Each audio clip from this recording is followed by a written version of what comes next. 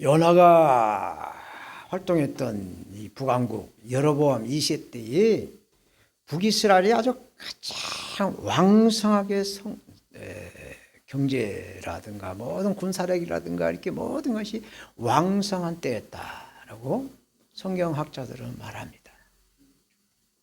이렇게 경제적으로 또 군사적으로 부유하게 되면 사람은 나태하죠. 죄를 범하게 되어 있어요. 그래서 이스라엘은 백성들 모두가 다 왕으로부터 다 타락이 돼가지고 우상숭배로 하나님에 대한 범죄가 창궐해집니다. 더 범죄가 창궐해지고 있습니다. 이때 아수르는 이 북이스라엘에 뭐가 있는가 보다 해서 계속 침략을 해서 그 이스라엘을 정복하기 위해서 끊임없이 공격을 합니다. 이스라엘을 괴롭혀왔기 때문에 분열된 남유다나 북이스라엘은 아수르를 원수처럼 여겼다라는 것이죠. 하나님은 이스라엘 하나 되지 못하고 분열하는 것에 또 하나님을 떠나 우상을 섬기는 것에 수많은 선지자들을 보내죠. 내놓으라고 하는 선지자들을 택해서 이스라엘로 또 남유다로 이렇게 보내셔서 돌아와라. 회개하고 내게로 돌아와라. 라고 하나님의 말씀대로 율법대로 살라라고 말씀을 선지자를 통해 주시지만 이스라엘은 남유다도 그렇고 북이스라엘은 특히 더 하나님의 말씀을 듣지 않습니다. 그래서 하나님은 이 북이스라엘에게 또 남유다에게 극약 처방을 내리세요. 안타까운 마음으로 극약의 처방을 내리시는데 이스라엘이 원수로 이긴 아수르를 구원을 하시겠다는 거예요. 이 요나를 택하여 북이스라엘에서 약 800여 킬로나 떨어진 오늘날 이라크인 그 아수르의 수도 니느웨로 가서 회개 복음을 전파하라라고 명령을 하시죠. 그러나 요나는 그 원수의 나라에 가서 무슨 복음이냐라고 하는 그 증오심이 일어나서 정반대 방향이 약 3,200여 킬로나 떨어진 오늘날 그 스페인이라고 하는 다시스로 멀리 도망을 가죠. 요나는 작은 여객선을 타고 도망을 가는데 하나님이 그 타고 가는 그 배의 바다에 풍랑을 일으켜서 더 이상 갈 수 없게 만들어버려요. 풍랑의 원인을 이제 누구 때문에 이렇게 풍랑이 났느냐라고 해서 이제 제비를 뽑는데 요나가 또 당첨이 돼요. 그래서 요나는 즉각적으로 자각심이 임하여 내가 하나님의 선지자인데 하나님 명령에 불순종을 해서 하나님께서 나에게 벌을 내렸구나 라는 그 마음에 감동이 돼서 나 때문에 풍랑이 일어났으니 나를 바다에 던져주시오 라고 고백을 하죠. 그래서 하나님은 물고기를 준비해 놓았다가 요나가 바다에 던지자마자 바로 삼켜버리게 하죠. 이게 하나님의 은혜죠. 전적인 하나님의 은혜라는 겁니다.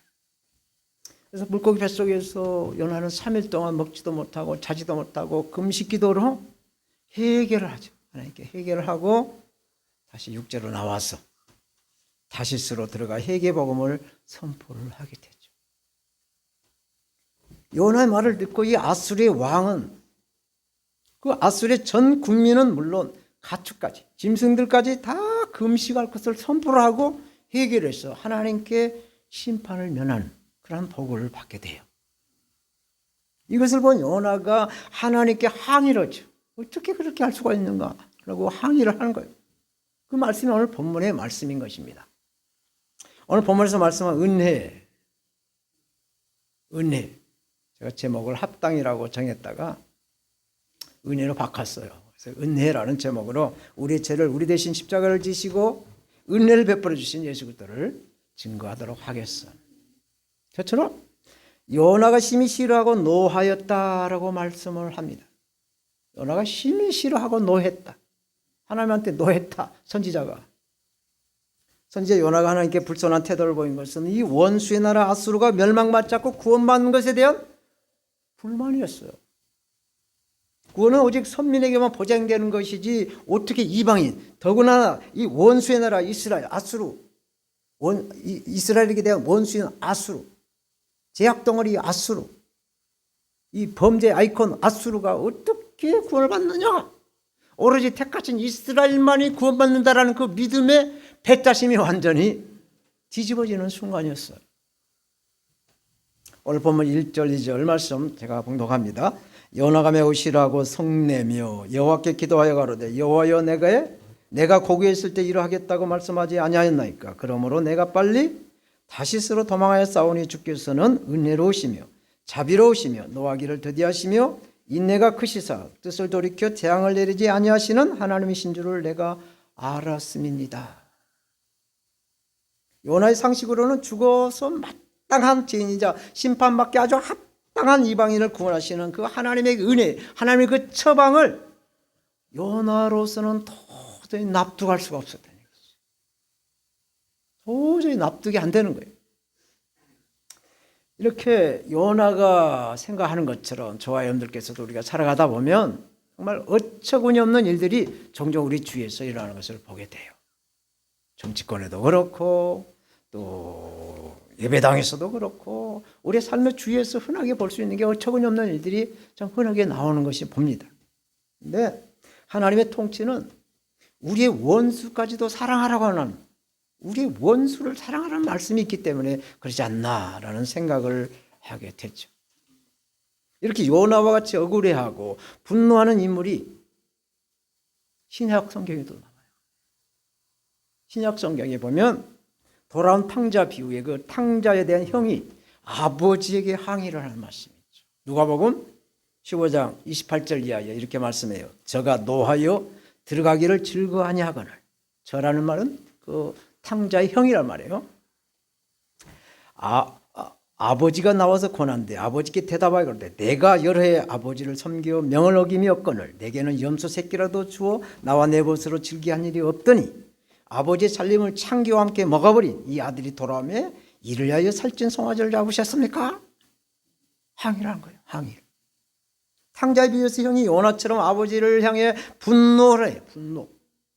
아버지 곁에서 비가 오나 눈이 오나 항상 아버지를 도왔던 그 큰아들이 아버지의 그 사랑에 대한 그 의문을 제기를 하면서 화를 내고 원망과 불평을 쏟아내고 있는 말씀이에요. 그런데 대반전이 일어나요. 대반전이 일어나는 거예요. 탕자인 작은 아들이 변함없는 그 아버지의 그 사랑, 그 큰 사랑의 기쁨의 눈물, 감격의 눈물을 흘리고 완전히 회개해서 돌아오는 그런 역사가 일어나는 것이죠. 사랑하는 여러분, 그런데 이 요나 당시에 지구촌의 최고의 악당이었던 이 아수르의 수도 니느웨가 구원을 받고 하나님 아버지께 택하신 이스라엘은 망하게 됐어요. 망하게 됐으니 이보다 더 억울한 일이 어디 있겠어요.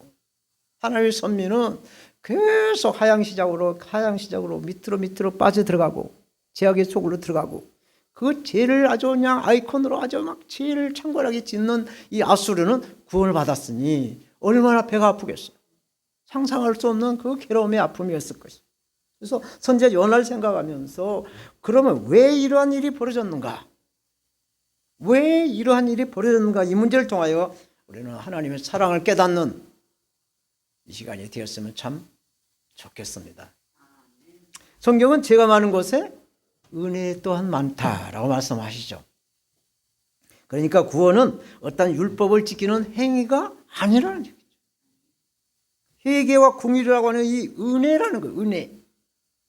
저 여러분들이 지은 죄를 회개를 해야 하나님의 궁일, 하나님의 은혜가 임해서 우리의 영혼이 구원을 받는다라는 것이 우리 하나님 말씀의 공식이에요. 공식. 하나님의 사랑은 재산을 탕자나 아들만 사랑하는 것이 아니란 얘기죠. 집에 남아서 아버지께 충성한 그 큰아들을 하나님 얼마나 더 사랑하시겠어요.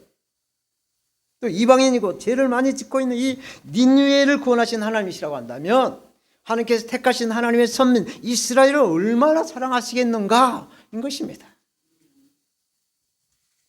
그런데 요나도 하나님의 선지자답게 하나님을 인정하는 기도를 하죠. 그런데 요나 중심으로 자기 중심으로 하나님께 기도를 해요. 여호와여 내가 고국에 있을 때 일하겠다고 말씀하지 아니하였나이까. 자기 중심에 꽉 뭉쳐가지고 이렇게 기도를 했다는 얘기입니다. 니느웨는 이스라엘에게 시업을 가해서 조공을 지금 북이스라엘은 니느웨에다가 조공을 바쳐요. 조공을 바치고 있어요. 이러한 나라는 당연히 하나님의 심판이 임할 것이라는 것을 바랐죠. 10중 8구 이런 하나님의 아주 철대를 받아야 될 나라다는 걸 믿고 의지하고 또 그대로 기도를 해왔을 거예요. 이것은 요나뿐만 아니라 누구나 보편적으로 하는 생각일 것이에요. 그래서 니느웨로 가지 않고 요나는 다시스로 빨리 도망을 갔다는 얘기를 하고 있는 것이죠. 그리고 오늘 본문은 요엘서 2장 13절 말씀을 인용해 주고 있어요. 요엘서 2장 13절에 주께서는 은혜로우시며 자비로우시며 인애가 크시사 뜻을 돌이켜 재앙을 내리지 아니하시는 하나님이신 줄을 내가 알았습니다. 라고 말씀하는 똑같은 말씀을 하고 있어요. 그러니까 요엘 선지자 때에도 이스라엘 백성이 하나님께 불순종하였음에도 불구하고 하나님의 그 용서하심을 체험해서 그 경험을 한 다음에 하나님은 죄인들에게도 자비를 베푸시고 은혜를 베푸신다라는 걸 알았어. 그러니까 요나도 마찬가지로 불순종으로 물고기 뱃속에까지 들어가서 그 고난을 체험한 다음에 하나님의 은혜를 고백하고 있다라고 우리가 이해를 하는 것이죠. 요나서를 통해서 말씀하신 하나님의 메시지가 무엇인가? 오늘 본문에 요나서를 통해서 하나님 주시는 메시지는 무엇인가? 죄인이자 이방인도 회개하면 구원을 받는다.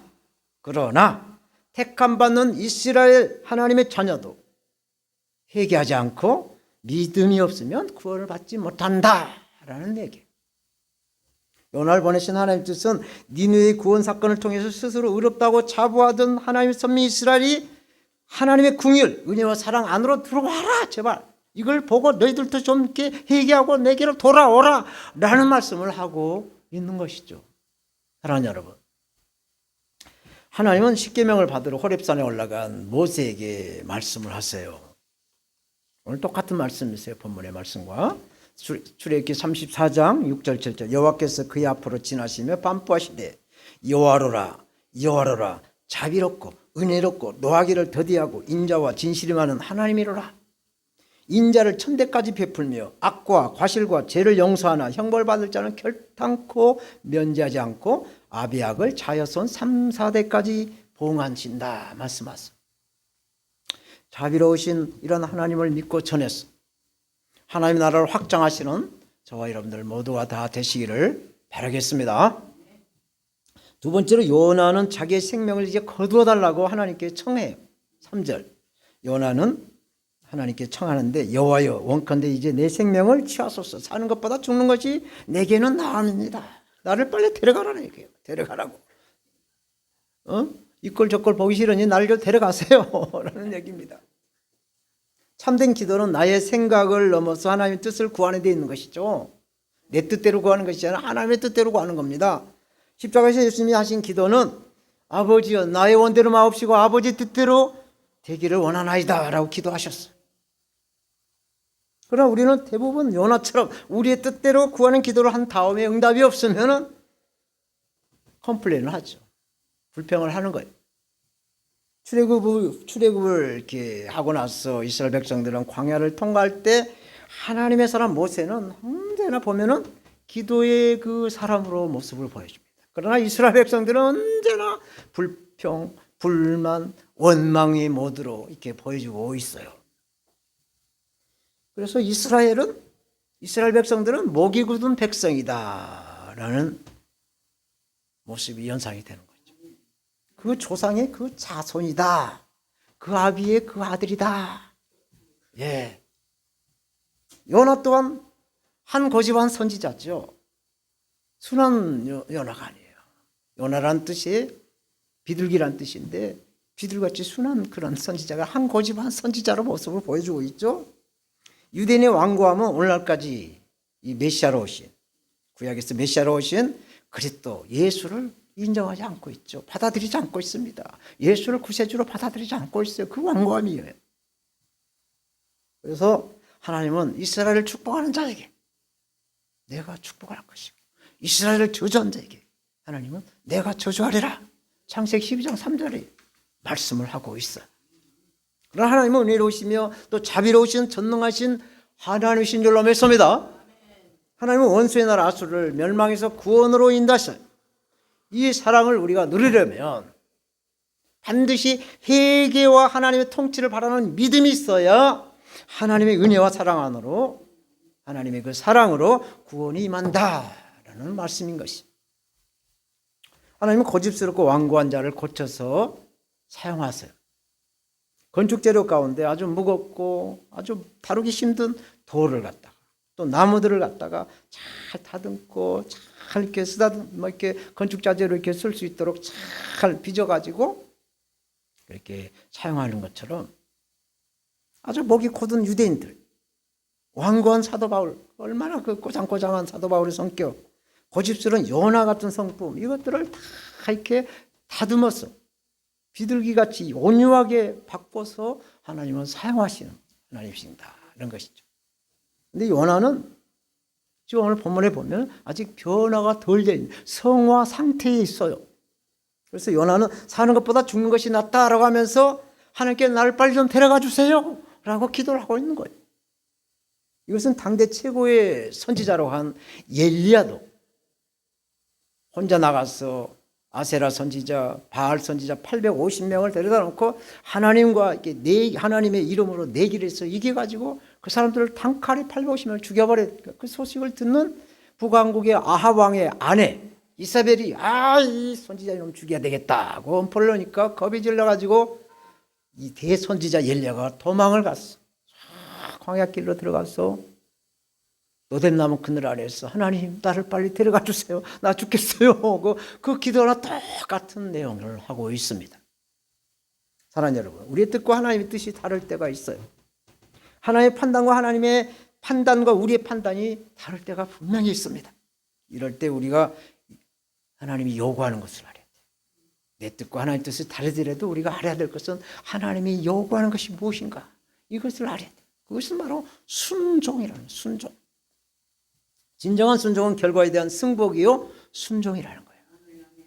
운동선수가 경기장에서 열심히 체력 훈련을 했던 거, 기술을 배웠던 걸 잘 활용해서 열심히 잘 싸웠는데 심판이 보기에는 아니야 해갖고 패배로 선언하면 그 운동선수는 왜 그러냐고 하는 것이 아니라 그 패배의 그 심판에 승복을 하는 거예요. 이게 진정한 스포츠 정신이라고 말하잖아요. 올림픽 정신이라고 하잖아요. 비록 이해할 수 없는 결과까지 받아들이는 것이 승복이요 순종이다. 그 결과는 모든 게 다 하나님께 있다라는 것을, 하나님의 그 인정, 하나님의 그 권위를 인정하는 것이죠. 요나 지금 하나님의 처분 결과에 대한 순종이 되질 않고 있어. 순종이 안 되고 있어. 이러할 때 순종이나 수용을 하려면 우리가 어떻게 해야 될 것인가? 내서 잠깐 참고를 해보겠습니다. 성경은 우리의 생각과 하나님의 생각은 다르다 말씀을 하죠. 이사야서에서 우리의 뜻보다 하나님의 뜻이 더 높고 우리의 뜻보다 하나님의 뜻이 더 크다라고 분명히 말씀하시죠. 더 좋은 길로, 우리가 더 좋은 길로 인도받으려고 한다면 우리는 믿음이 있어야 승복할 수가 있고 믿음이 있어야 순종할 수가 있다라는 얘기예요.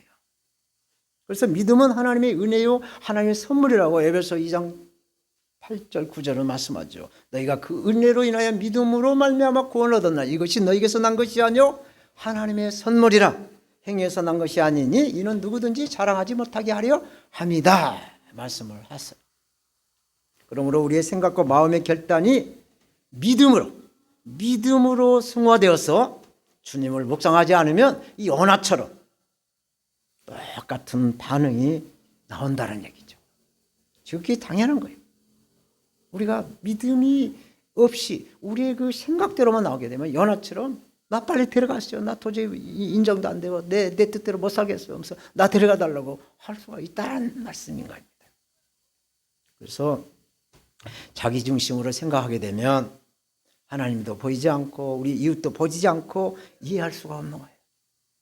그래서 결국 자기의 자랑만 하게 되는 것이죠. 하나님 모세가 죽은 다음에 모세의 후계자인 여호수아에게 말씀을 하세요. 여호수아서 1장 7절 오직 강하고 극히 담대하여 나의 종 모세가 내게 명령한 그 율법을 다지게 행하고 자로나 우로나 치우치지 말라. 그리하면 어디로 가든지 형통하리라. 순종하라는 거예요. 순종. 승복하라는 겁니다. 이쪽으로 가지도 말고 저쪽으로 가지 말고 하나님 말씀대로 가라는 말씀을 하고 있어요. 이 세상의 지식이나 경험을 의지하지 마라. 물질이나 뭐 이런 것들을 자랑하지 말고 의지하지 말라. 오직 말씀이시 예수 그리스도 안에서 믿음으로 형통하기를 바란다라는 말씀을 하고 있습니다. 마지막으로 하나님이 요나가 성낸 것이 어떻게 합당하냐라고 말씀을 하세요.